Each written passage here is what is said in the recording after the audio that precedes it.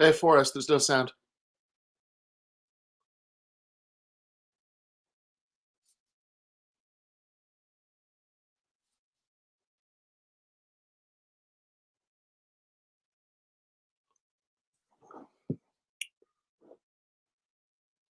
Big. It's even big.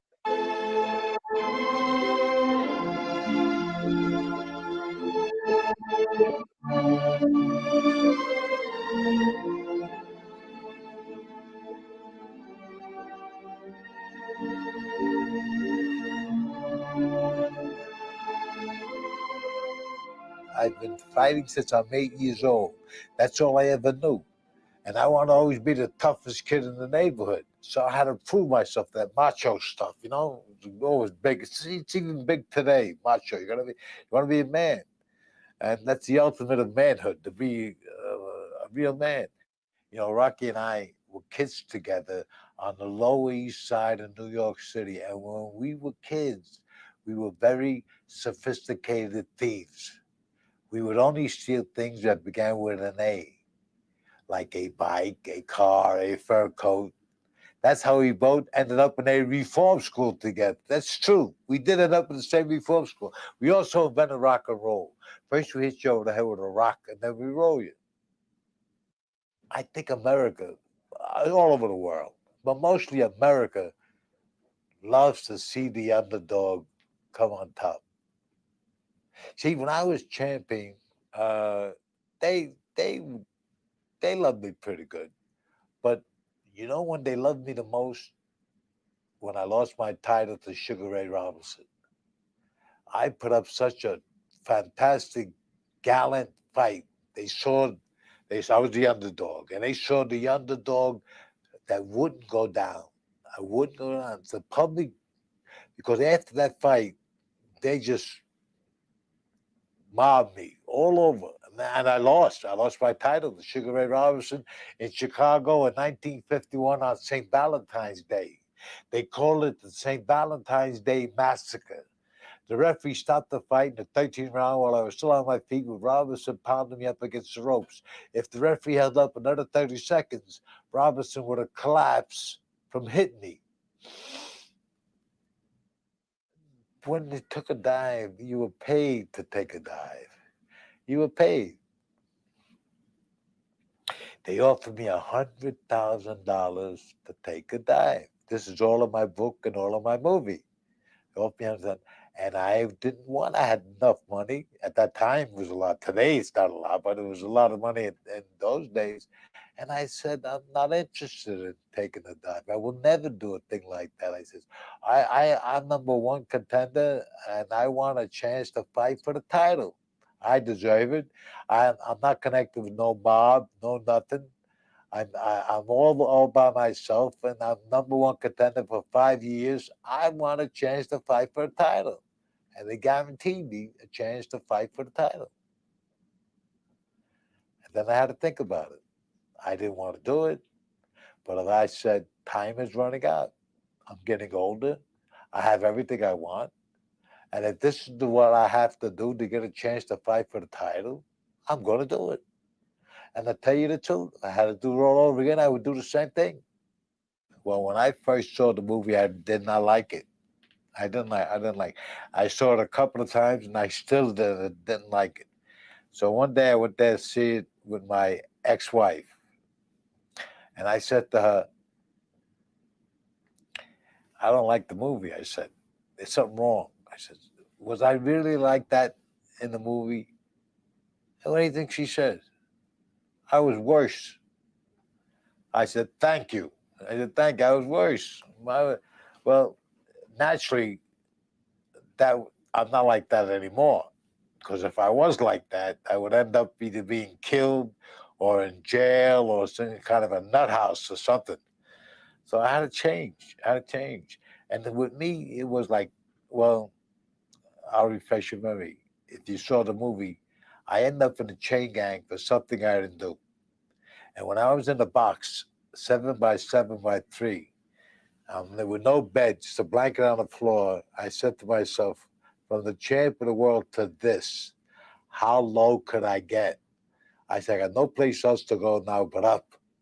So now with me, it was like 2 steps up, 1 step down, 2 steps up. Well, it took me a long time.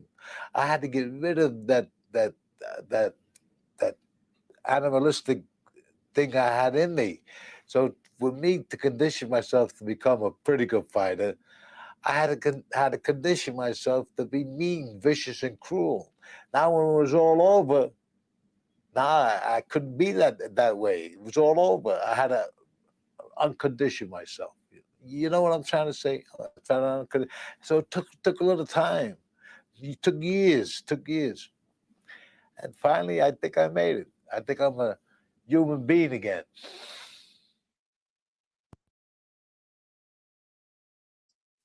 All right. I am joined, as always, by our producer, Forrest, and also by philosophy professor and cartoonist and cover illustrator, Ryan Lake.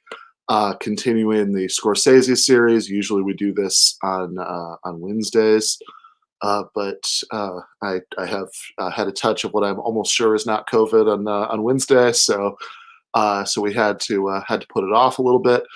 But yeah, I was really happy to to rewatch this. Like, this was the this is only the second time I'd watched this one, and and I don't know, it was better on the second viewing,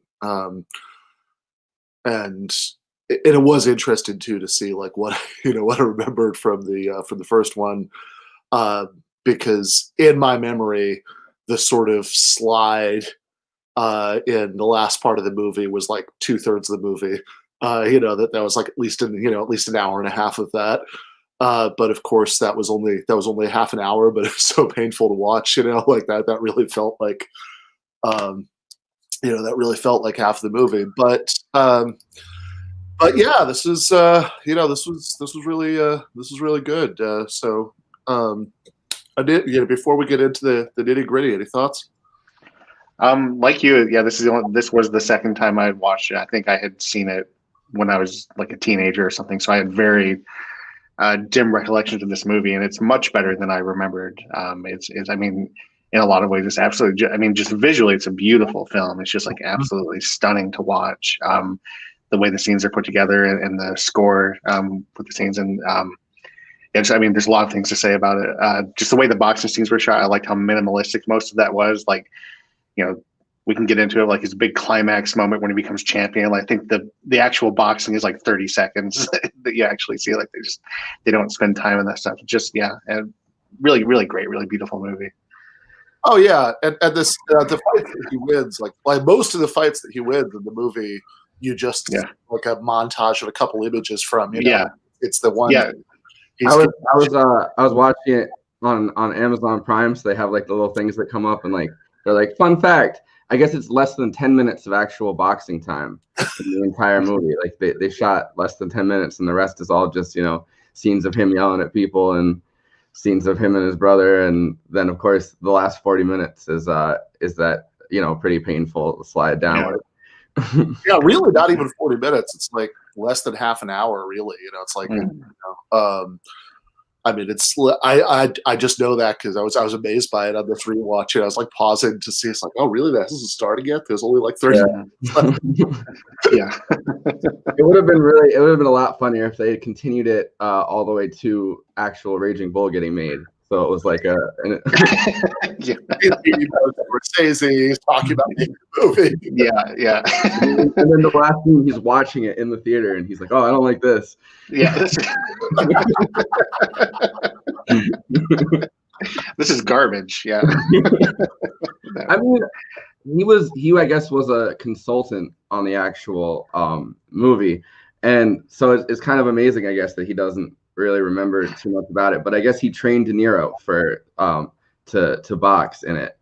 And I read that. Yeah, that's awesome. Yeah, I read that he trained De Niro until he felt that De Niro was prepared to professionally box.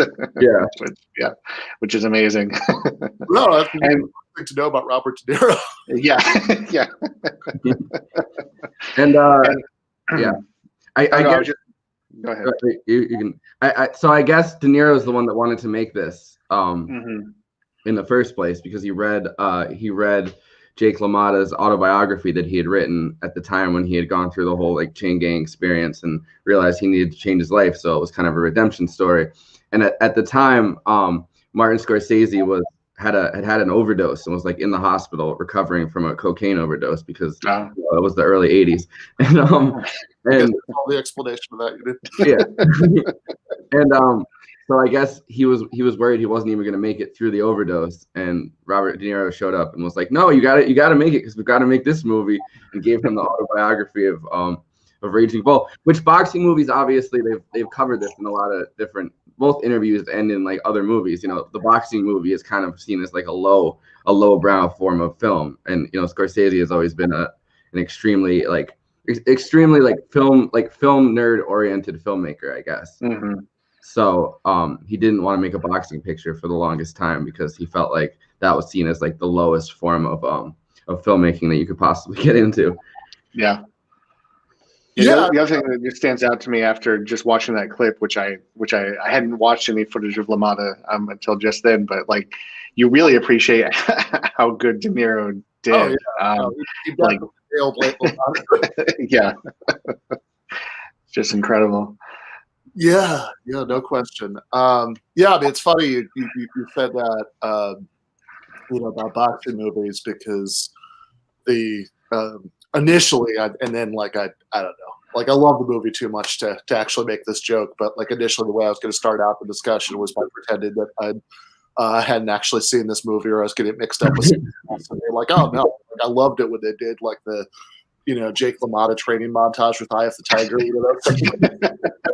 And it's crazy because Jake LaMotta loses in the end, but you feel like he won. It's like it's a symbolic victory. Yeah.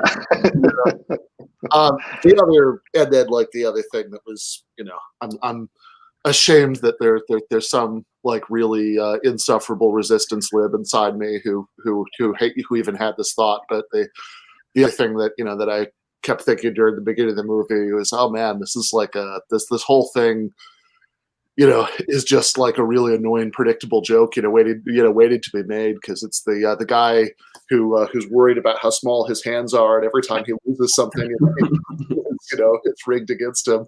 Yeah. Yeah, that's right. The difference is that Jake LaMotta ends up getting redeemed. I don't think Trump is capable of a redemption story. Yeah. Do you think he really gets? So I know he sees it that way. Maybe that comes out in the autobiography, and certainly the movie wants us to think he's redeemed in the end. Yeah. That bit. I mean, like when they show the Pharisees quote and everything, like where's this coming from? He still seems like the same guy that he always was. At least by the time we see him at the end of the movie. Maybe he grows after that. But I did have the thought as I was watching that, like that the biblical quotes seemed to be kind of out of nowhere, and like I was thrown off by it enough. It's like, yes. I just felt like it was very easy after watching it.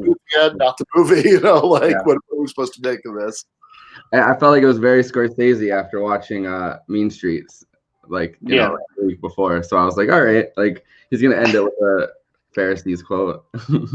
Yeah, I mean that's fine, but yeah, it did feel, I guess, a little bit unearned at that. I mean, what I enjoyed watching the movie was like, here's this like gritty, unflinching, unapologetic look at this, pretty despicable character, and like most biopics are gonna try and like soften the character a little bit, make him more likable. They didn't try to make this guy likable at all, and so I really enjoyed that. And then all of a sudden it's like, oh, he's redeemed because we have this Bible quote at the end. Like, what is this? Because somebody made a movie. That's why. Yeah, no, I think that's right. I think that without that, like, it would have felt like maybe there was like half a suggestion ambiguously of some kind of redemption. I kind of could have accepted that, but sort of being told. Yeah, exactly. Yeah. Show us the redemption. Don't just tell us that he's been redeemed. Exactly. Yeah, for sure. He's uncanceled. They uncanceled him. You guys didn't hear? No. Missed that. I missed that. Yeah. Yeah, fair enough. So I will also say, just in terms of connections to other movies and and other art forms that it was very strange to see Joe Pesci as the relatively calm and rational person, Right. and B, to have his one Joe Pesci moment be beating the shit out of Phil Leotardo from The Sopranos. That's right. Yeah. I guess there's a whole backstory about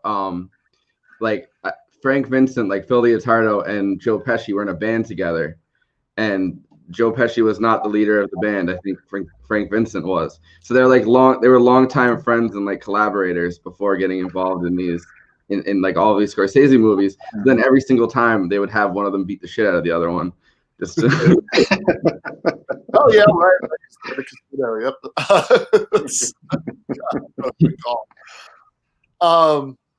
Yeah, and so look, let's go through this. It's actually a pretty good so having only seen this twice, so I can't quite navigate it through it blind like Goodfellas, but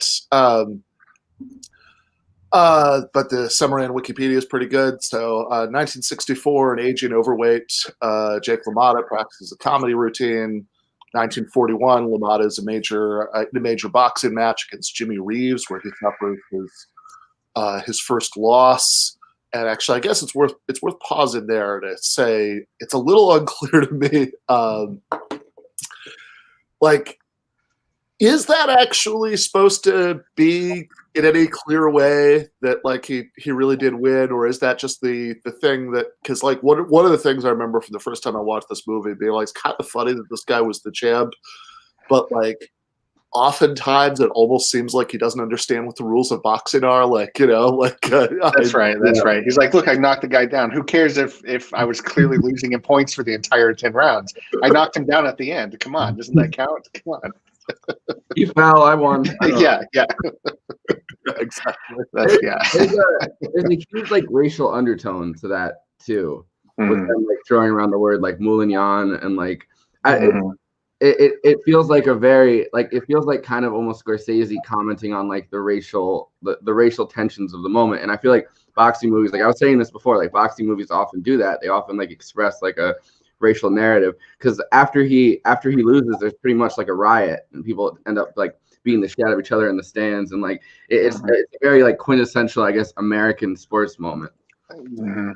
Yeah, no, for sure, right? So when this came out 4 years after Rocky, and which I mean, there's definitely some this. I mean, look, I think that I think especially as the Rocky franchise goes on, like I think the racial undertones start getting weirder, because it's like this like increasingly old and punch drunk guy is somehow still holding his own against these like really young, really in shape black guys. And it's also a little weird, like Joe Frazier is from Philadelphia and he's a real person. There's no statue of him there, but there's the statue of Rocky. Yeah. I always thought it was funny that as the movies went on, like like the symbol of like black America and like white America kind of come against the symbol of like Cold War Russian influence, like both fighting against that. And that's right. That's what it took to unify us as a nation. We needed the Soviet Union. Yeah, which is pretty fun, which is also pretty funny, because it's like, what's I mean, I don't know. I mean, it just sort of seems like, okay, chess. The Soviet Union was really good at chess. There were certain Olympic events, but like boxing, I don't that was ever like a big thing in Cold War rivalry that I'm aware of. No. Hockey did it. The Miracle on Ice. That was actually more than boxing. Yeah, hockey makes sense. Right? That's something they're traditionally good at in Russia. Yeah, exactly. Yeah. If we do not win boxing match, the Cold War must be over now. Yeah. Berlin Wall must fall. Yeah. It got punched down. Yeah, I think I did. Somebody put in sound chat. I think I did get that Joe Frazier thing from a Bill Burr album, but it's true. It's a good point. Reading Reaganland recently, like they did a really good job of Rick Perlstein does like a great job of like putting Rocky on the like he kind of maps out like the racial tensions happening at the same time that like led up to kind of Rocky being created as like the franchise that it is, and like the story of like the white ethnic the white ethnic resentment at like them feeling that life is getting worse for them and they deserve a better place in it, and like how that movie played out that way, I guess, like coming out at exactly that time that things were at their most tense. Yeah, no, that makes sense. Like I think in this case, even if some of the undercurrents are there, not the Cold War thing, obviously, but the racial part, that they are there, it's much more understated. Which actually reminds me, there's a movie that's from 1996. That's a comedy with Jeff Goldblum and Samuel Jackson. That's like kind of making fun of this aspect of boxing movies called The Great White Hype. Have either of you guys seen this? No. Okay, so it's the entire thing is about people trying to come up with a white guy who can do a championship fight. To I remember the trailers for this. Yeah, actually sell tickets, and so like there's a whole thing where like they keep on like I don't remember what they call him, but like it's like the Irish Avenger or something. He's like, I'm not Irish. Yeah, it just means all right, so Jake's brother, Joey LaMotta, Joe Pesci, discusses a potential shot for the middleweight title with Philly Leotardo, Selby Batts. Sometime thereafter, Jake spots a 15-year-old girl named Vicky at an open-air swimming pool in the Bronx. How old were they supposed to be at the beginning of this movie? I never can tell that because they're clearly like in their 30s or 40s and they're supposed to be like I could also buy that they would look older than they are, but certainly a hell of a lot older than 15. Yeah, they're clearly too old to be going after a 15-year-old girl. And that never gets like commented on whatsoever. And I think it's funny that in that scene, he gets upset at Joe Pesci for like saying fuck or something like in front of him, but it's perfectly fine that he's like plotting to cheat on his wife with a 15-year-old girl. Like, yeah, no, that's right. And it is kind of funny, right? That her being 15 is like mentioned in passing, but it's not really made an issue in any way at that point of the movie. Whereas, of course, at the end of the movie when he gets busted, it's for the 14-year-old being in his club. Yeah, well, times change, he we become more progressive. We understand. That's right. No, but they like clearly do know that 15 is not very old because when he goes, does she go out? He's like, she's 15. Where's she gonna go? Like, yeah, for sure. All right. In 1943, and actually, it is. I guess I should say before we go any further. I mean, I think Vicky was like a really, I think Vicky, like the portrayal of Vicky, was really interesting. Like the way, like she does seem very, like, even as a 15-year-old, like she does seem kind of like in a very subtle way, like she seems very like sort of emotionally detached and and sort of quietly appraising everything. And it's a very like for somebody who doesn't really get that much oh boy, yes. It's a metaphor for the growing of American morality. Yeah, but yeah, it's a very for somebody who really like when you put it all together, gets very few lines for the amount of time that she's on screen. I think it's a really interesting portrayal. Yeah. She's very like, I guess sultry is the word for it. Like a lot of her acting is seen in like her face and her like posture, not so much in her words. Yeah. at the end when she finally like snaps back at him, I guess, and yells like, "Oh, I sucked all their dicks." Like that whole scene, like you never. I mean, assumably she probably didn't, and that was Sure, she did. yeah. No, she definitely didn't. But the way that she plays it is like, she's finally snapped, and like whether those lines are there or not, like you feel like almost like cathartic in that second with her kind of finally like standing up for herself a bit. Then obviously she gets the shit beaten out of her, but I don't know. I feel like her acting was very good in that sense. Like so much of it was like subtext rather than text. Yeah, she was fantastic. Yeah, and you really do have to feel for her in that moment. I mean, again, she is a 15-year-old girl by the time she's finally standing up for herself. She's like 20, maybe 20, early 20s. So yeah, she's like finally coming into her own as a person, having been in the shadow of this incredibly abusive figure, since she was 15 years old. She's 20 when she's 20 when in the scene when Joe Pesci beats up That's yeah, because she goes, "I'm 20 years old. I'm stuck in the house like a prisoner or something." yeah. Yeah. No, that was so. Yeah, I think that was really like that portrayal was amazing. But 1943, Jake defeats Sugar Ray Robinson and has a rematch 3 weeks later. Despite the fact, okay, well, anyway, I think I might diverge a little bit from the description here. But despite the fact that Jake dominates Robinson throughout the bout, the judges surprisingly rule in favor of Robinson, and Joey feels Robinson won only because he was enlisted in the army the following week.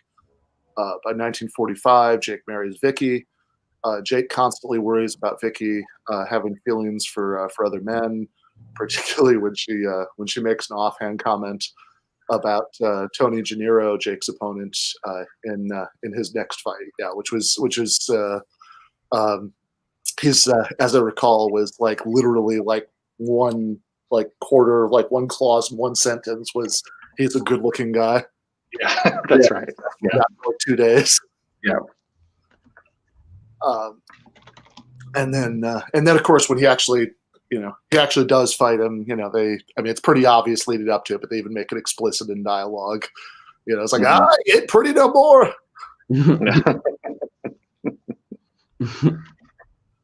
Trying to pull up an image of Tony Gennaro to see to see if all the hype is there. Yeah.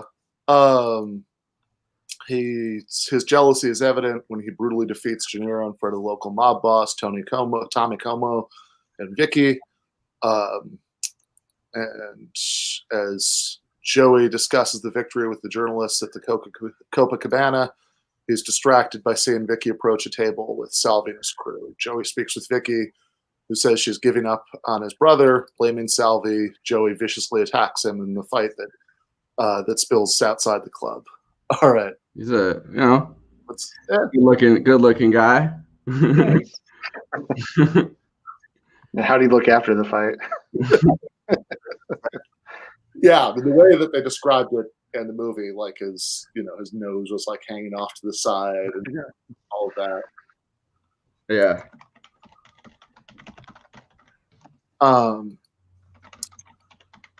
Como later orders them to apologize, and Joey to tell Jake that if he ever wants. So Como, there's a sit down. He makes them make up, and honestly, I think Philly showing remarkable restraint because like they're kind of doing that thing that like a school principal will do, where that's like. It's both of your fault because you fought. When clearly he just like attacked him out of nowhere, and there's this like 5-minute rampage where he's slamming the car door into his head, and there's like, all right, I don't want either of you to hold any grudges about this. Make up, and then he's fine with it. He'll do it, and then Pesci is still a little bit of a dick to him, in that moment. Well, it's the like hierarchy, I guess, in politics of the mob that we've kind of been discussing in all of these movies when we've watched them.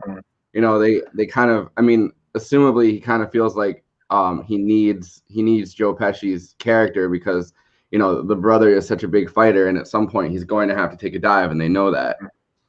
So it's kind of like the politics of like, you know, whether or not Salvi is in the, you know, is in the mob or is like has a higher position than Joe Pesci's character does or a higher association.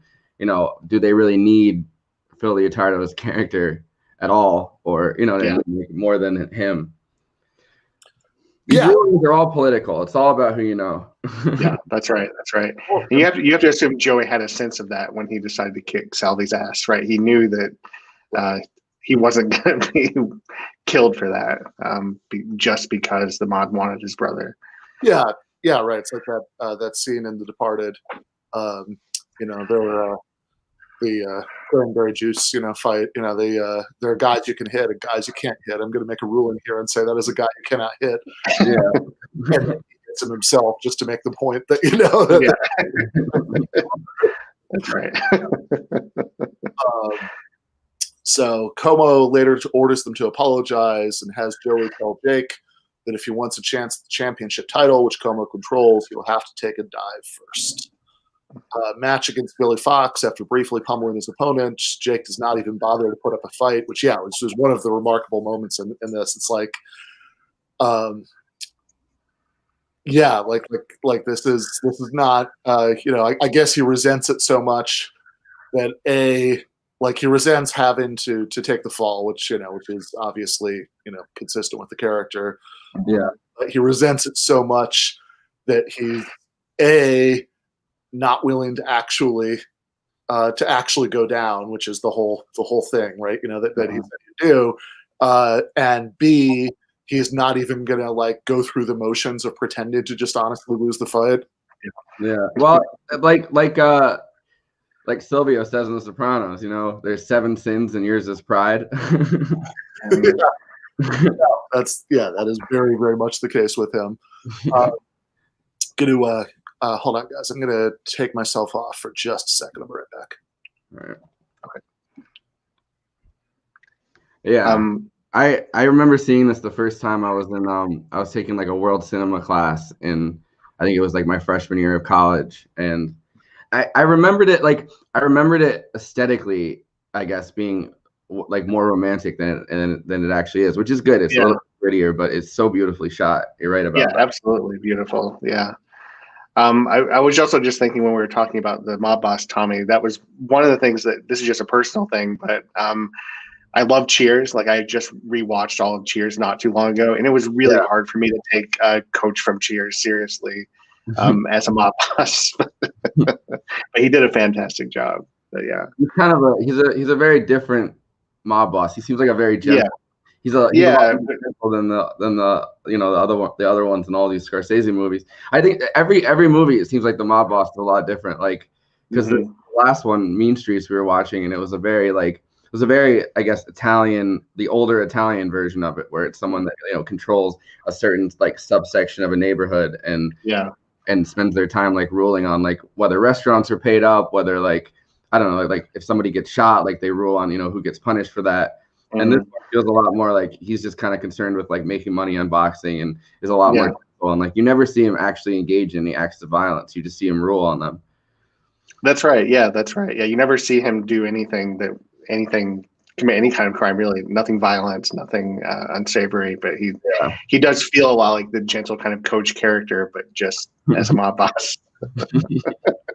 He's like, why you don't like me? Why do you not want to talk? Yeah. You never call. Yeah, right.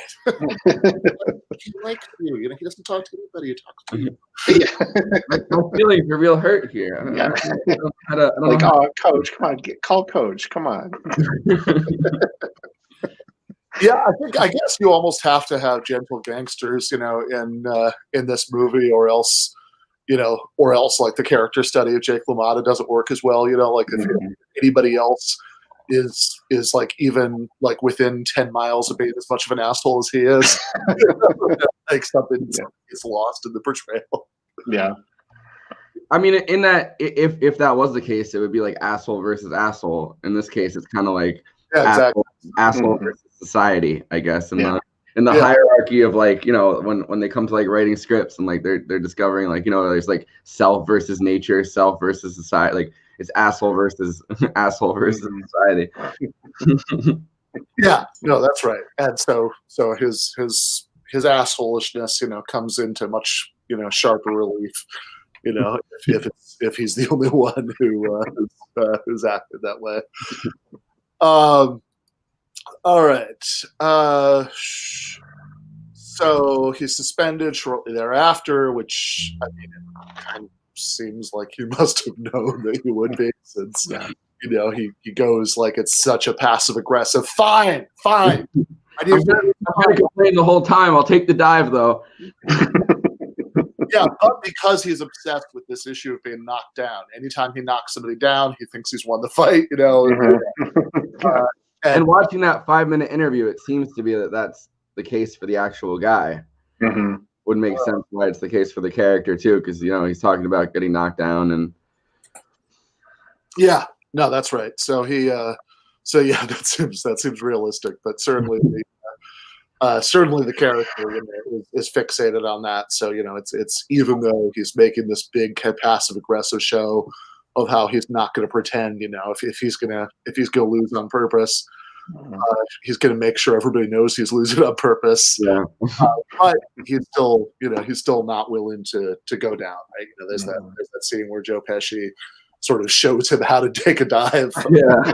That's one of the funnier moments in the movie too. Yeah.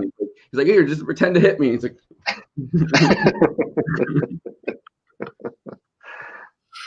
yeah. But yeah, he won't do that, which is sort of, and it also something that actually feels like a little bit of a commentary on the Rocky kind of boxing movies, because in the Rocky movies they make such a big deal about like it is a sort of romanticized metaphor, that you'll take your punishment and not go down. And in this movie, it almost feels like they're just making fun of that. Yeah, it does. All right. So he's suspended shortly thereafter from the board on suspicion of throwing the fight, though he realizes the error of his judgment when it's too late. He's eventually reinstated, and in 1949 wins the middleweight championship title against Marcel Cerdan, and which is also interesting because I think like I'm this is pretty late in the movie that this happens. Like by this point, we're definitely. He didn't get knocked down though. That's the thing. Yeah, he doesn't get knocked down. Right.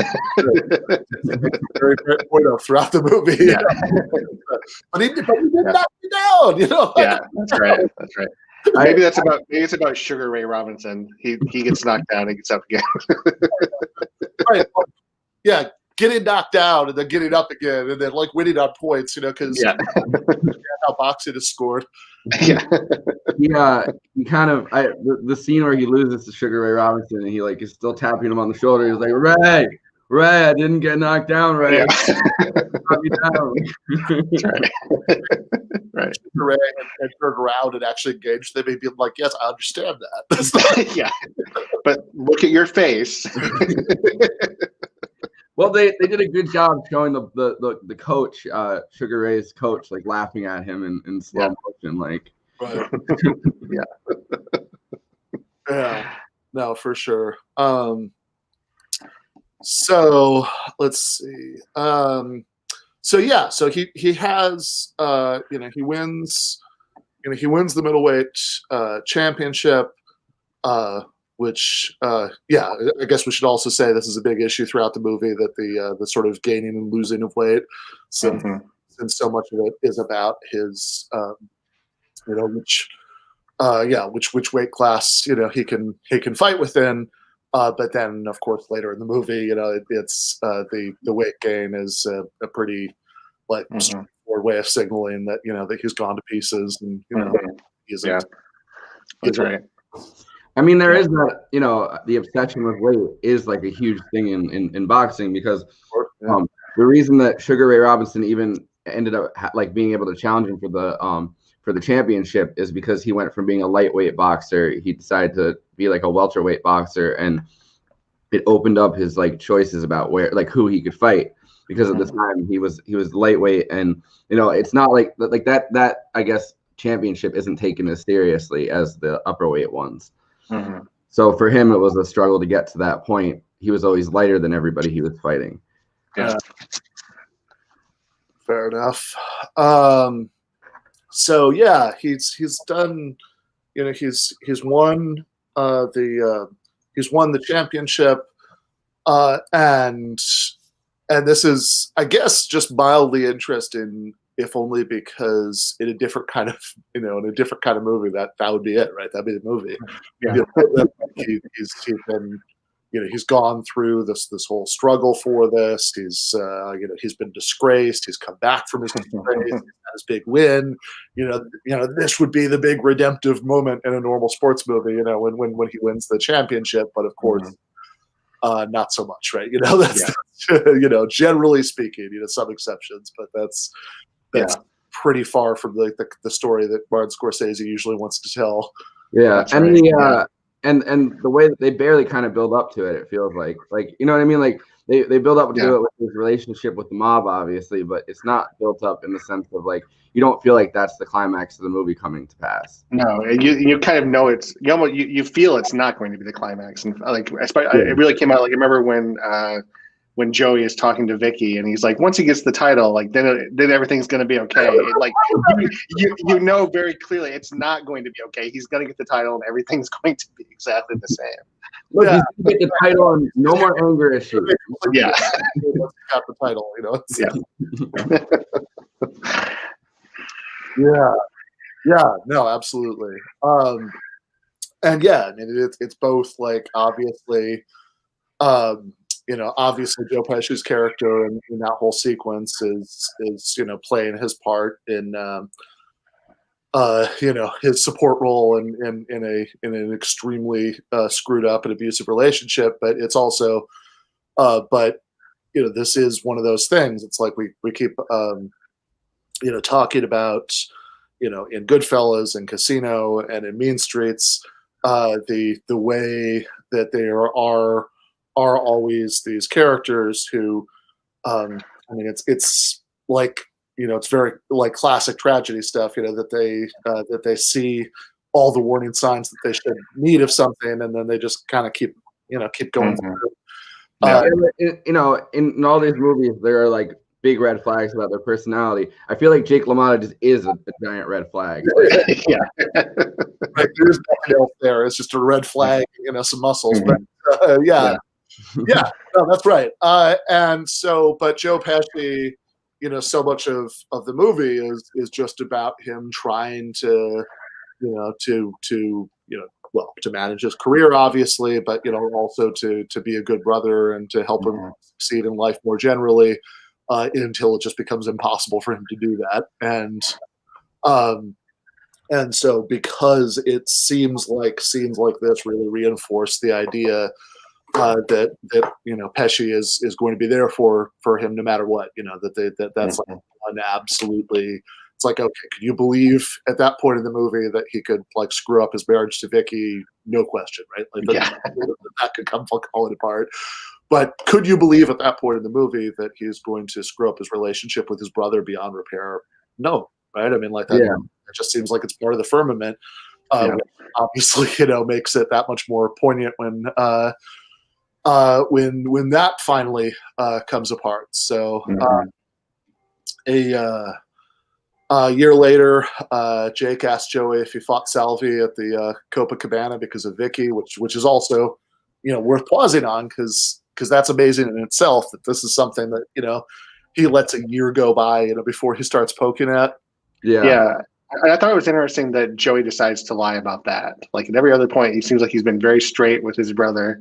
For some reason, he decided to not open up about the reason why he fought with Salvi. What do you think was going on there? Like, why do you think he didn't want to? Was he trying to protect Vicky? I mean, I think he's trying to protect both of them because he knows that his brother will probably go after the, you know, everybody in the mob and cause himself into a lot of trouble, but also to protect Vicky, I'm sure, because you know, I mean, he's obviously gonna end up beating the living shit out of her the second he knows about that. Even if it was innocent, like you said, and nothing really happened, which, you know, it's hard to believe. Mm-hmm. Right. Yeah. Yeah. Right. Right. And they set it up at the beginning of the movie, or much earlier in the movie, because they have the conversation, where he asks his brother, if he's lying to him. He's like, "Look, I never lied to you. If I was lying to you." And then it sort of at least sets up, can't know, but at least sets up the suggestion that he does know that that Pesci is lying to him, and that's part of why that like that ends up the way that it does. There's also a question, does he know that Pesci is lying to? Like, he seems like in every situation he assumes the worst, and in this one, we know as an audience that it does come true, that it is, I guess, the worst that it could. What he is assuming is true, but like in all those other scenes, we don't know whether what he's assuming is true. Like, he could be just like throwing like shots out there and like assuming that one of them is going to land. Yeah. And like this isn't any more in his mind of an idea than any of the other ones. Yeah, well, and so that would that would also suggest that so he asks Pesci about this. Pesci denies it. He obviously doesn't believe him. Or he kind of says he'll believe him at one point, but he's clearly he's clearly like the effect is to make him think that it's even worse than what he initially thought, and he demands to know if he ever slept with Vicky, and then Pesci just won't answer that. He won't even dignify that with a response. So now he really has it in his head, and he confronts Vicky about it, and he follows her around, and he's crazy and angry and abusive, and so I guess that's the question is, a question at least, is how much of that, the way that plays out, is just like, okay, he's he's always like angry and crazy, and this is just the point where it's too much, and how much of that is is Vicky sort of making a very calculated decision. Okay, this is a good chance to extricate myself from this.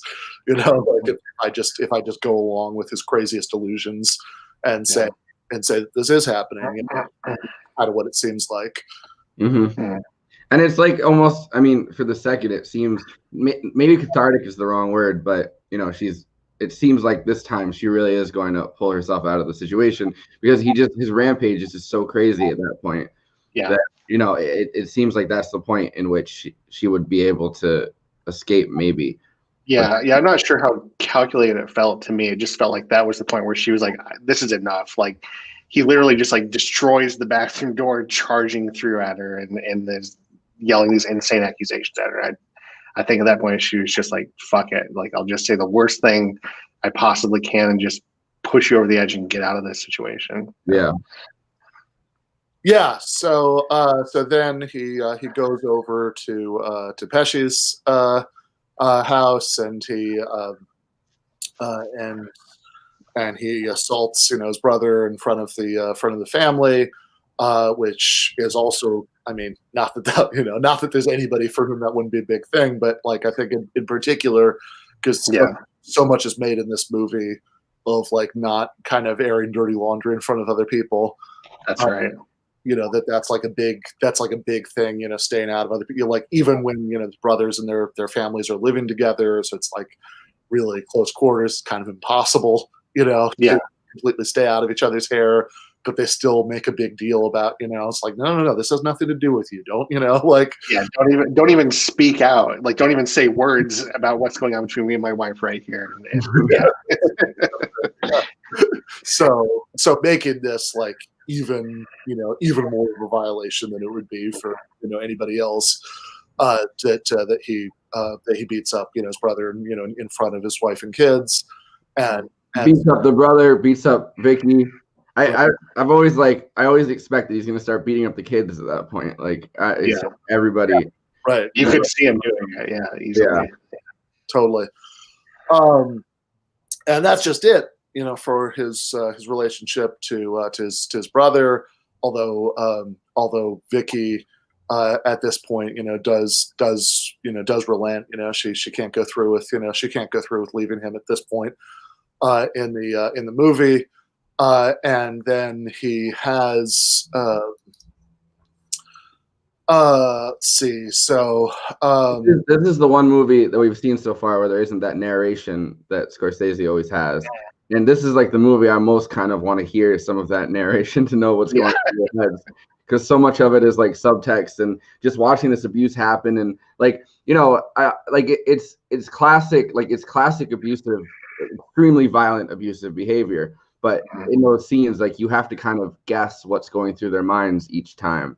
mm-hmm. Because so much of it is in the subtext and in the action rather than in the words. Yeah. Yeah, no, that's true, and it is like kind of remarkable actually that he's not doing any of that this time. You would really sort of expect, like, if you just ask somebody to extrapolate a priori what the Martin Scorsese boxing movie would be like, you would expect there to be lots of like people like having like just as they've been hit in the jaw and they're starting to fall, and freeze frame, freeze frame narration. This is the moment I thought I was losing. You'd have a lot of voiceover telling you like the ins and outs of how boxing works. Yeah. As far back as I can remember, I always wanted to be a champion. Yeah. Yeah, that's a great point. I mean, one of the things I also noticed in a lot of the scenes, the dialogue is very minimalistic, like especially the scene where he's first courting Vicky. Like, there's no dialogue between them at all. It's like, come over here, sit closer. Like, that's him courting Vicky. Like, there's nothing. And like, even the sound on the dialogue was like mixed very low in some of those scenes. So it's actually hard to hear what they're saying. Like that's just, it's all the subtext. It's all the acting on the faces, which is, you're right. That's a very un-Scorsese like thing. And De Niro's voice in this is very low. Like, his words are all kind of jumbled together because presumably he's getting, punched in the face constantly. So yeah. Right. Yeah, absolutely. So let's see. After defending his championship belt in a grueling 15-round bout against Laurent Dathouis in 1950, he makes a call to his brother after the fight, but he can't go. He can't go through with it. Yeah, that's kind of true. Somebody says De Niro looked like Kramer sometimes. Coming in, whoa! Yeah. So he calls his brother, like Vicky, gets him to do it. Like, like she even dials for him, so he'll do it, because she knows that he's not going to be able to get himself to do that. But then he's inside the phone booth, which, whatever. Mandatory old man comment. It's hilarious that, people used to box themselves up to make a phone call, because we're so eager for privacy while we're on the phone. It's, there's that reporter outside that is asking him questions, and he's like, get out of here. Like, it's funny that the times he chooses kind of to snap on people and the times he doesn't, because he's perfectly willing. Like, you could see a different version of that scene where he's getting himself all hyped up to like talk to his brother and like putting himself into that, and then like he just snaps on the reporter or something, but he kind of just pushes the guy away and is like, oh, no comment, and the guy finally leaves. But like, you can see if he got pushed one or two more times, like that rage that he had the whole movie would probably have come out on that guy. Yeah, no, that seems totally right. It was actually almost remarkable that he wasn't, which I guess sets up the attempt to talk to his brother, because he's for once in his life he's actually not angry. He just can't do it. So he's not going to get on there and try to make up and then start yelling at him or something. He's just going to sit there in silence. There's the brother assumes that it's Philly Leotardo calling him, and he won't, and so he starts like cursing at him, which of course we know is something that Jake doesn't like. And the irony of him saying, your mother sucks big elephant dick. It's because it's his brother. It's right. So, yeah. Boom, insulted yourself. Yeah, if only he knew. So, estranged from Joey, Jake's career begins to decline slowly. He eventually loses his title to Sugar Ray Robinson in their final encounter in 1951. And then, of course, even apart from the sort of deep character flaws that are driving the whole thing, he makes what I don't know about Forrest, but Ryan and I know immediately saw as his most important mistake in this movie, which is moving to Miami. I thought that was his best decision. Actually, I had a tweet about that when he got thrown in jail the other day when I was like watching it like 4 a.m. I was like, this movie, I feel like subconsciously my distaste for like Florida and the idea of like going there, like it inspired that, I think, because I took a vacation to Florida. It was like the first time I ever went on vacation by myself, and I ended up trying to like meet up with someone and getting left at a hotel room in Fort Myers. So I was like, I think this is where my distaste for anything to do with Florida. Yeah.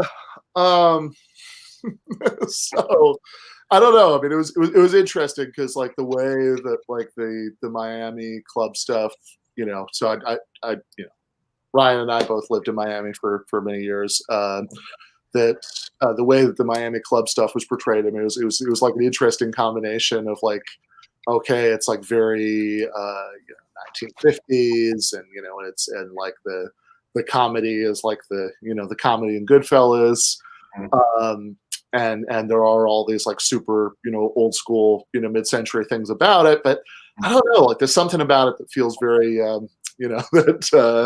that feels very much like being out in Miami any other time. Like something about that scene where he's stepping out of the nightclub and it's like the next morning and the sun is shining. That scene, definitely. That was like vivid, like flashback, like stepping out kind of dazed into that brutal hot Miami sunlight. Like, oh yeah, that's way too familiar.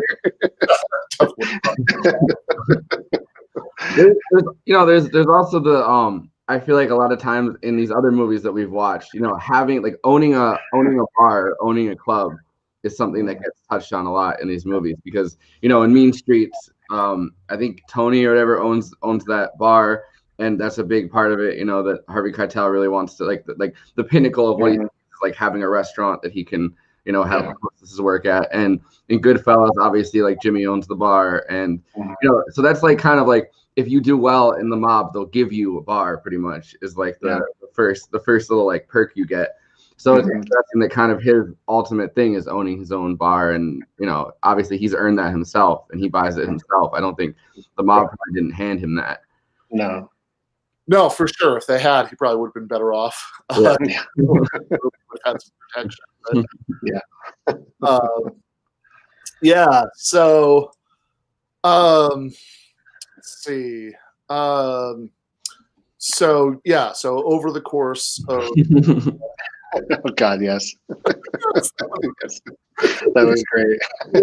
Porter, he's outside in the like swimming pool outside of his mansion, that he has at this point in the movie with his beautiful family, and everything's great, and and he's challenged the reporter. It's like, hey, guess what I'm gonna call it? Guess. Like, he's so proud of this that you actually see the marquee and it just says It reminds me of the story that everybody told after Michael passed, where he was going through all those names for a show in his head, and he's like trying to come up with one for like days, and he ends up coming up with just the Michael Brooks Show, and it's like, all right, I guess that's it. Like,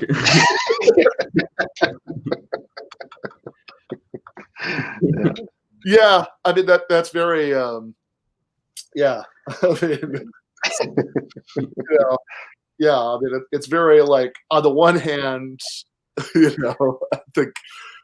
think the fact that that he was like going through other names for days, is probably is probably a good sign. But but on the other hand, it's also very unsurprising to me that he settled on just the Michael Brooks Show. Yeah. Like one of the moments I always remember is when he finally met my wife Jennifer.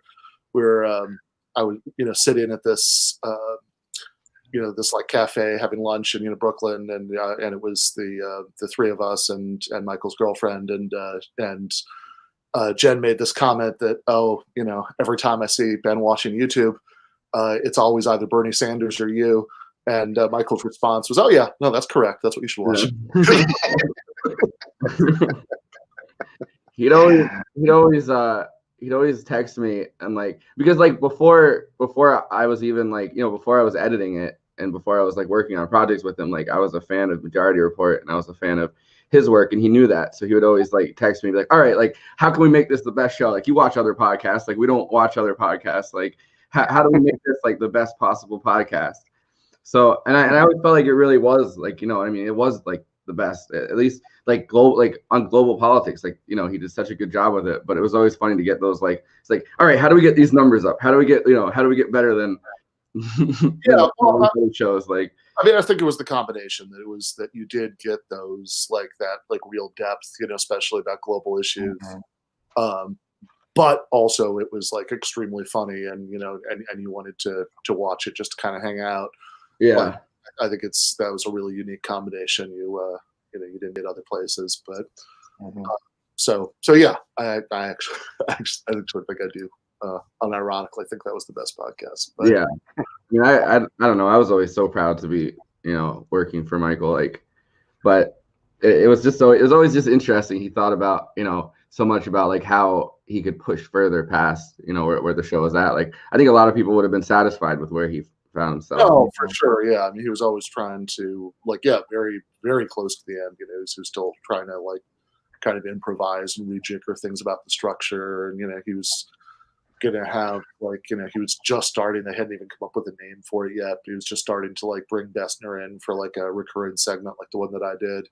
And, he was constantly messing with the, with the format, which is, I don't know if it was necessary or not, but I think it's certainly a side effect of the thing that made the show so good.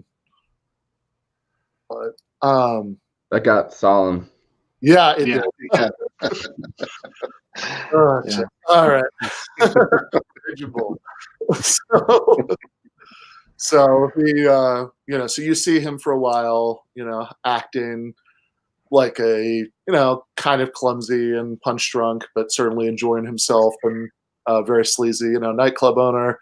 I found it actually pretty remarkable how bad at kind of schmoozing and being like that he was, because in a lot of these movies, like you see that as like the failure point. I feel like for a lot of these characters, it's like, all right, like maybe they've fucked everything up, but they're still like a charming person. Like they're still like, oh, like I would hang out like Henry Hill at the end of Goodfellas. Like he's still like a charm. Like he's living in this like wasteland for him. Like he's pretty much living in hell for himself. But like it's still like, well, he's still got his like ironic sense of humor, and like like you feel like this is someone that is entertaining to watch. You don't feel like that with Jake LaMotta. No, he's utterly uncharming. Yeah, that's right.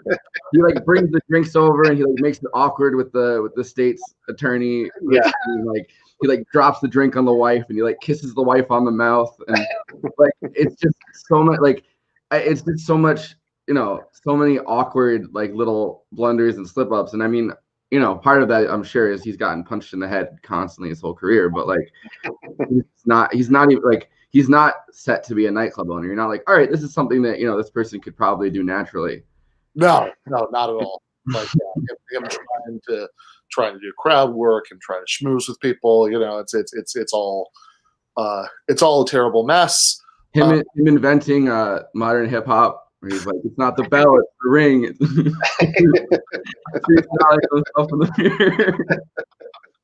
Jake LaMotta, the father of hip hop.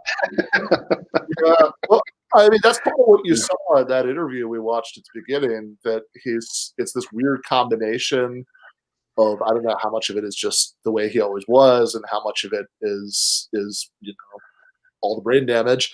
But like, he's not. Like what you really get in there is somebody who's not quite all there, but like who's still like you could almost see the wheels turning in his head. It's like, oh, this is so like cool and suave and witty what I'm about to say. Yeah. He's like, all right, let me kiss the wife and then make a funny comment about how he's in here all the time. Your husband's an alcoholic. But the guy seen like watching that interview in the beginning, because that's really the first interview I've seen with him was like right before yeah, like watching the interview in the beginning, like he seems a lot more charming as a real person than he does in the movie as a character. Like the actual guy seemed to have the actual guy seemed to have some charm to him. Yeah, I agree. Yeah, I actually, I mean, his jokes were super corny, like grandpa jokes, but yeah, the actual Jake, maybe I don't know how he was back then, but at least Jake in the interview was actually kind of funny. Like even with those terrible jokes, I think it's funny that also I feel like a lot of these movies, like the fall from grace ends up being like, oh, you could be a nightclub owner, but once he gets arrested and he's out again, he's going to worse and worse, like smaller and smaller nightclubs. That's right. Yeah, he's not succeeding on the nightclub circuit. There's a scene where he's finally he's with that showgirl on stage, and he's, you know, that place is so much worse than what I was like. Yeah, he's just tiny little strip nightclub, and he's just tanking on stage there. And he's doing like his heckling crowd work where he's like, "Hey, I'm gonna come over there and beat the shit out of you." His response to the heckling is great. Just like, fuck you, I'll fight you. I was a champion once. Yeah, and also we flew right past the. I mean, one of the most just amazing details in of Jake LaMotta decision making in the entire movie, which is that he destroys his championship belt to try to sell the. Oh God, yes, yeah. The championship belt, that's rare. You can actually get something for that. Yeah.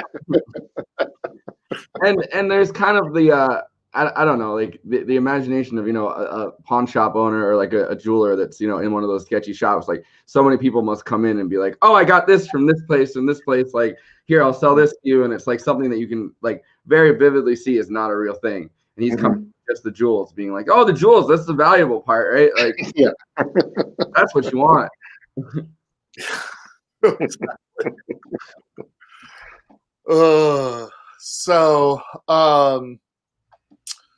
So yeah, then you know, he's unsuccessful in bribing his way out of the case over letting the 14-year-olds in his club, and then you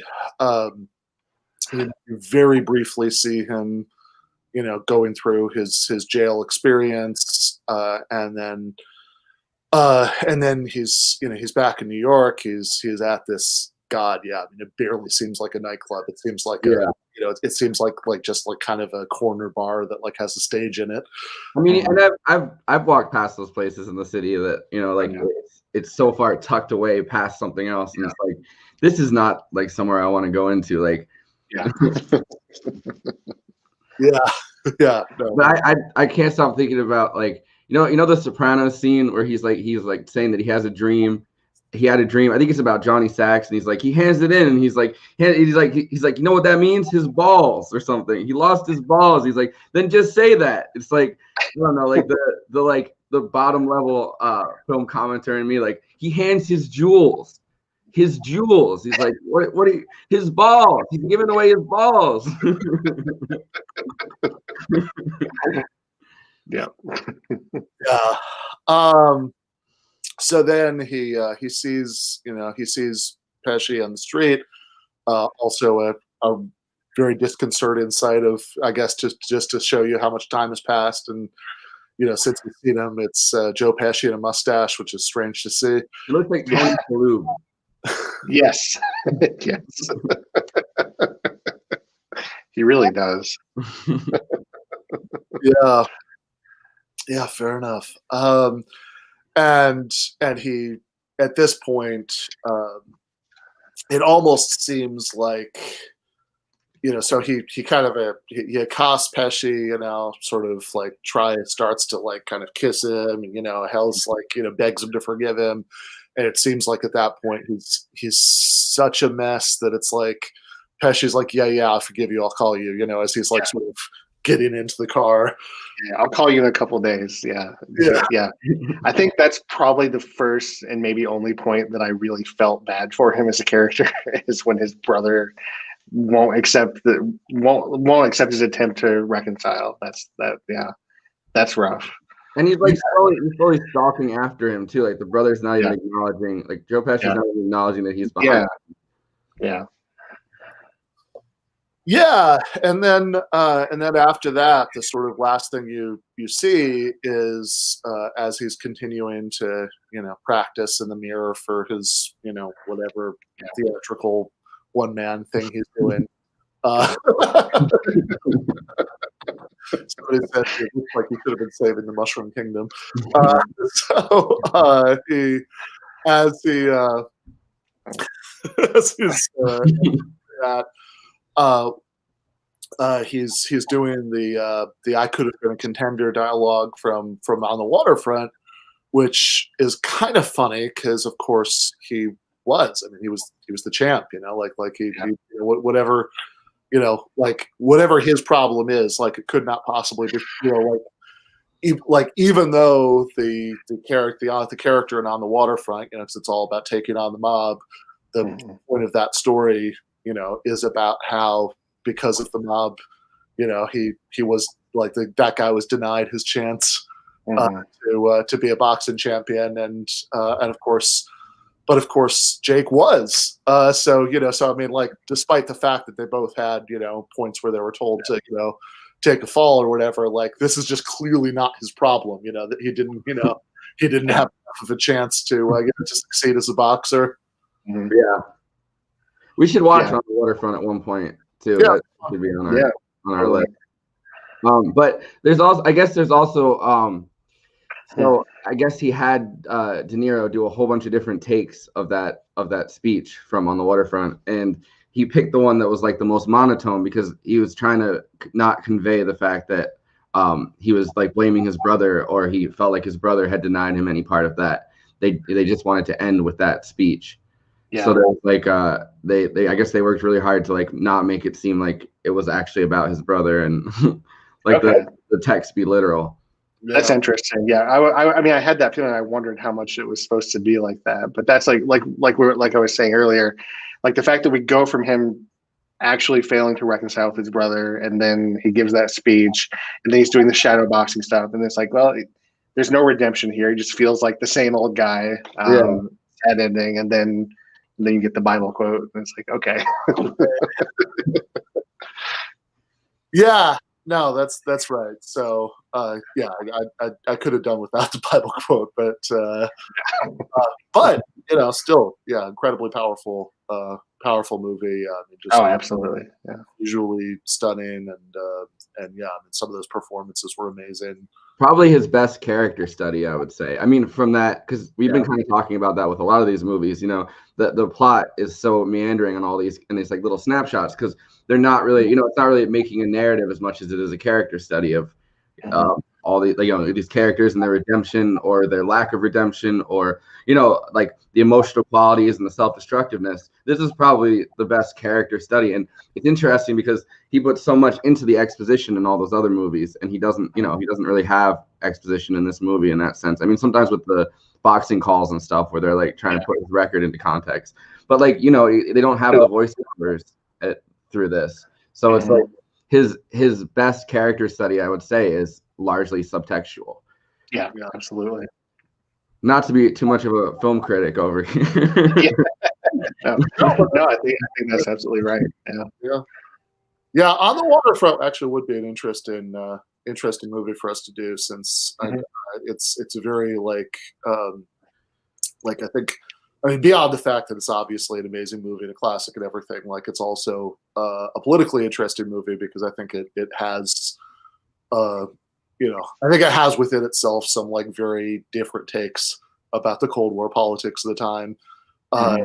Since it's both like it's both an extremely pro-union movie and a movie that's ultimately glorifying and forming.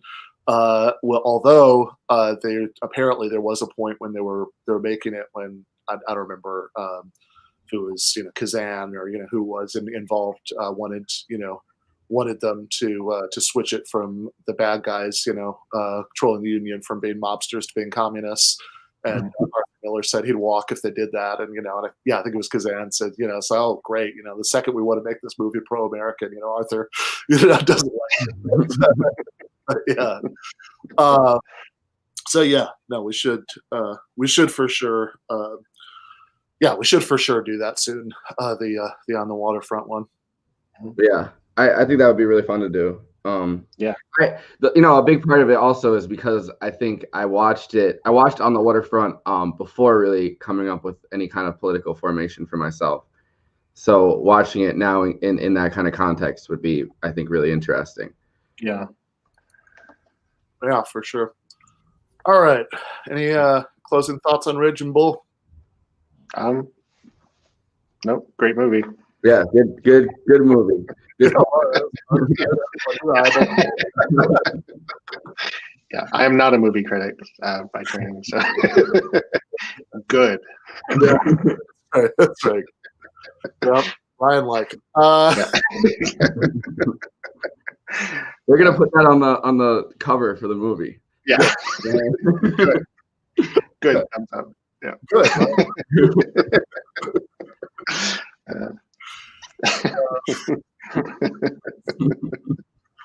Yeah. Now I really want to see like the I don't know, like Siskel and Lake, like the good, Yeah. bad. Yeah. Movie was good. The popcorn that I got at the movie theater was great. I say that's the best popcorn in any of these.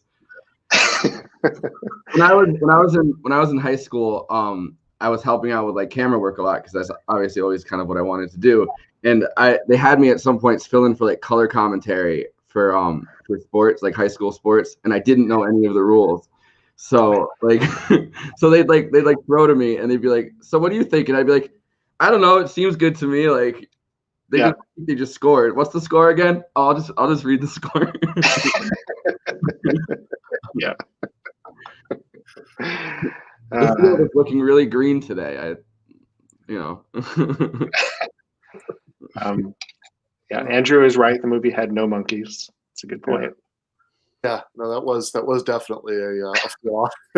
Yeah. Ball should have bought a monkey at some point. Yeah. No bulls either. Yeah, didn't have any cows in it. That's right. Yeah. Well, really, the lack of bulls was the outrageous thing.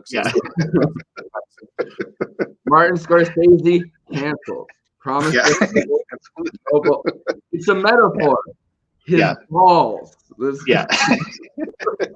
I think it's Little Carmine that says that in Sopranos, and he's like, "I had a dream. He didn't have any heart," and he's like, "His heart. It's a metaphor. His balls is what I'm saying." No, like something I will never ever get tired of are all of the those dialogue beats of one Sopranos character explaining something to another. Yeah. That is consistently gold mine,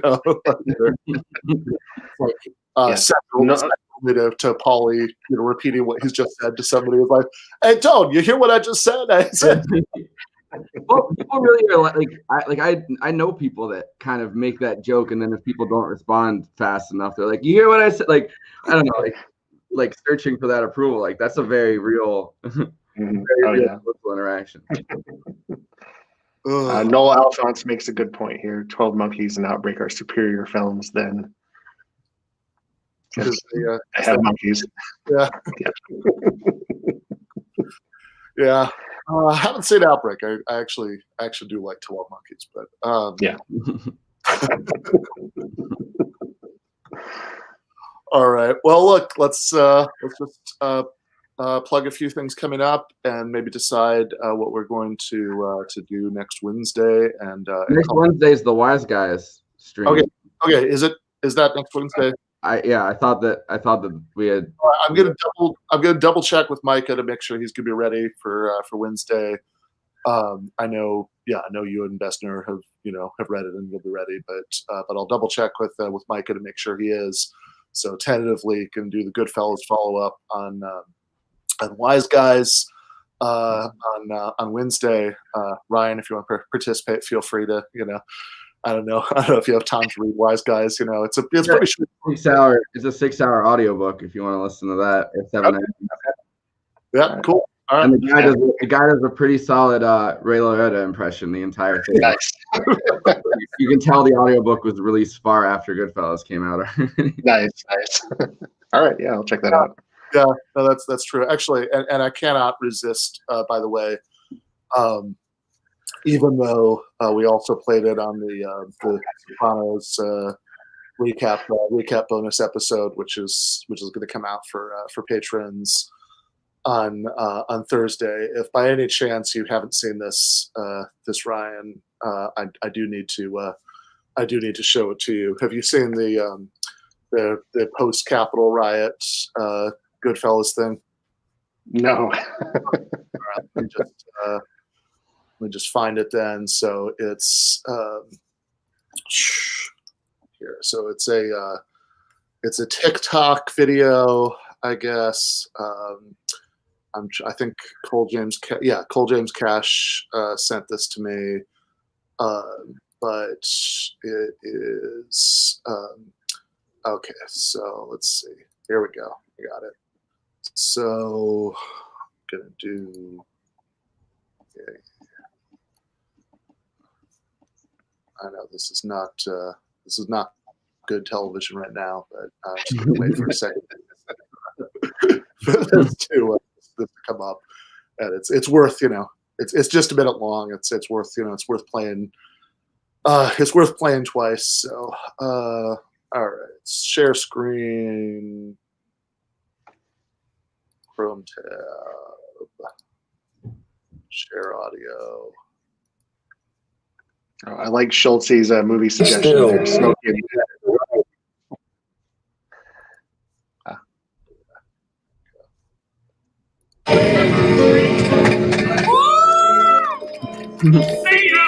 Donnie was cutting every link between himself and the coup. It made him sick to have to turn the presidency over to the guys who stole it. Still, days after the riots, they were banning everyone from getting on a flight. When they detained Colby in the terminal, he had 2 duffel bags full of Nancy Pelosi's vacation Polaroids before they sent him to federal prison. We always called each other Proud Boys. Like you'd say to somebody, he's such a happy little baby, he's a proud boy. Do him need a diaper change? Do him want his baba? Get him his baba. Understand? You were part of a crew. You were part of a family. It means no one can fuck around with you. It also means that you can fuck around with anybody as long as they devote all their new free time to following social media conspiracies. It's like a license to steal. It's a license to do anything. Wow. That's fantastic. That's great. Boy. Whoever, I don't know if they did that with like some kind of like AI software, or if it's just someone that's really doing that impression, but I'm half convinced Ray Liotta actually narrated that for them. Like, that was amazing. Yeah, that was an impression. It was amazing. Yeah. I remember he came on Jesus and Mero at one point, and they asked him why he wasn't in The Sopranos, and he's like, I don't know, no one ever asked me. I would have loved to be in it.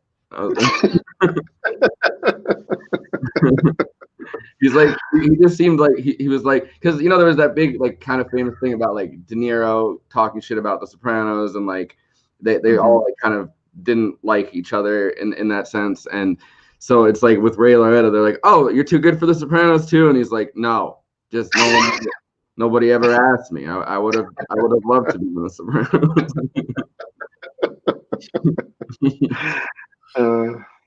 Yeah.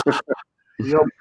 All right. So, do just want to quickly plug the article that I wrote about the same events, much less funny than the TikTok video with Daniel Bessner, is out in Jacobin today. Trump is a threat to democracy, but that doesn't mean he's winning. So you can check that out. Also did a quick take for the Jacobin YouTube channel covering some of the same ground. And as far as well, all right, Andy, see if you can get him on the show. I love that. I would have loved to be on Give Them an Argument. No one ever asked. Yeah, that's right. Yeah, show, see if you can at least get to record a plug saying that. Karen, that's not an argument. That's not logic, Karen. Karen. Oh boy. Oh boy. Yeah. Yeah, no, that'll be amazing. But yeah, so continue. So yeah, for this series next Wednesday, tentatively, assuming that that Mikey Utrecht is ready for it, we're going to be doing the Goodfellas follow-up stream on Wise Guys. Before that, on Sunday for the Sunday debate series, the next one up is going to be Slavoj Žižek versus Graham Harmon. Which is kind of a more abstract debate about philosophy, but I'm going to be joined, and not my kind of philosophy, but I'm going to be joined by Conrad Hamilton and Russ Briglia, who should both be very well positioned to help break it down for me and for the audience. So that's going to be on Sunday at 5, and then for the next regular episode on Monday at 7:30. We are going to have Michael Albert, who's a really interesting guy. I don't agree with him about everything, but he is he's a really interesting writer and economic theorist. One of the main guys who, along with Robin Hanhel, behind what's sometimes called Paracon, participatory economics. So that's going to be the main. The main guest on Monday, although also because we had technical difficulties with this last Monday, we are going to try to do again Vic Viana's music segment, which I've been really looking forward to. We did a Zoom call the next day, and his internet seemed like it was working again. Okay. So, or I think it was a couple days later. Yeah, it was Tuesday, so it was the next day. So it seems he's back. He's back in action. Outstanding. Yeah, I'm not sure if we're going to double up music segments because Chris comes back or what the plan is, but we'll figure it out by Monday. And then I believe this Sunday is the Zizek Harmon one, and yeah, I like that comment. We should have Zizek back for an episode where we just talk about movies, not politics. But that would be amazing. Yeah. You gotta watch the Criterion list, I guess, first. Yeah. That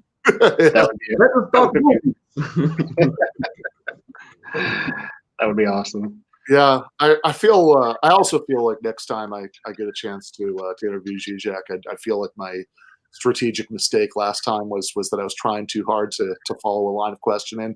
Yeah. Yeah. And so like I think next time I should just tee him off, and like if so it'd be like, Slavoj, Raging Bull thoughts. Yeah. I remember one of the funny. He'll just say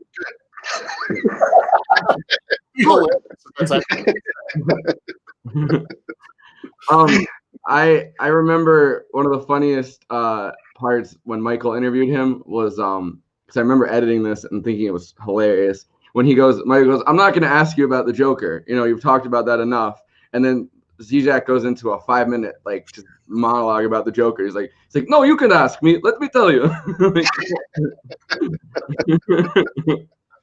Nice. No, I think that's right. I think it's a huge mistake when you're interviewing Zizek to bring up something that you're not going to ask him about. It's that if you've heard him talk about something before and you allude to it, he will talk about it again. So yeah, that actually, that seems like a major mistake.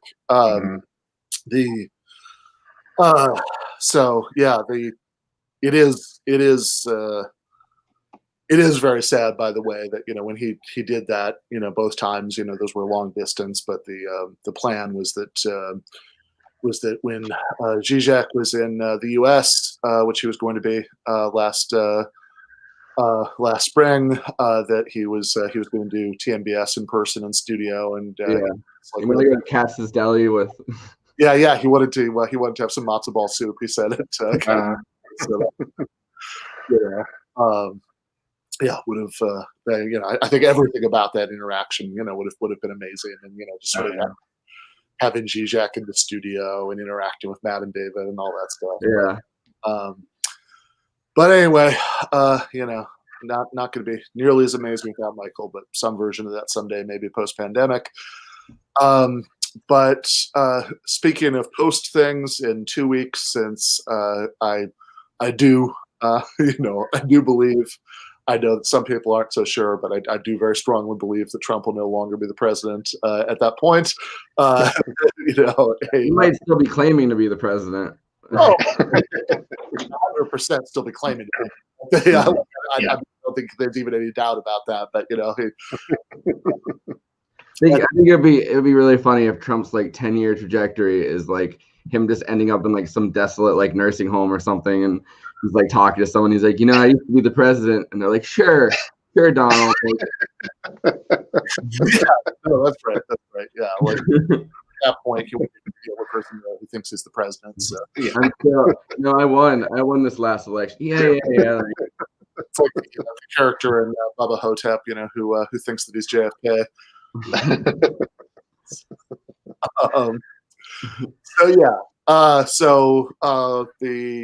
The episode week from Monday is going to be a panel on Biden's foreign policy with Bessner and Katie Halper and Rania Khalek. So that should be really good. I think also, this week is the Zizek Harmon one, but I think the Sunday after that is the one that we've got that Boskar's coming on for the debate series, and we haven't quite settled on anything there. But I think it's a little bit long. But if I can get him to do it, I think I want to do there's an old debate from like the 90s where Christopher Hitchens is debating some guys from the Ayn Rand Institute, and I think that'd be a really fun one to to watch with Bhaskar. So that might be coming up. But in any case, Steve, everybody here, people who are interested should check out Zizek Harmon in 2 days and Michael Albert in 3 days. Thanks, guys. This was fun. Let's cut it there. Yeah. Thank you.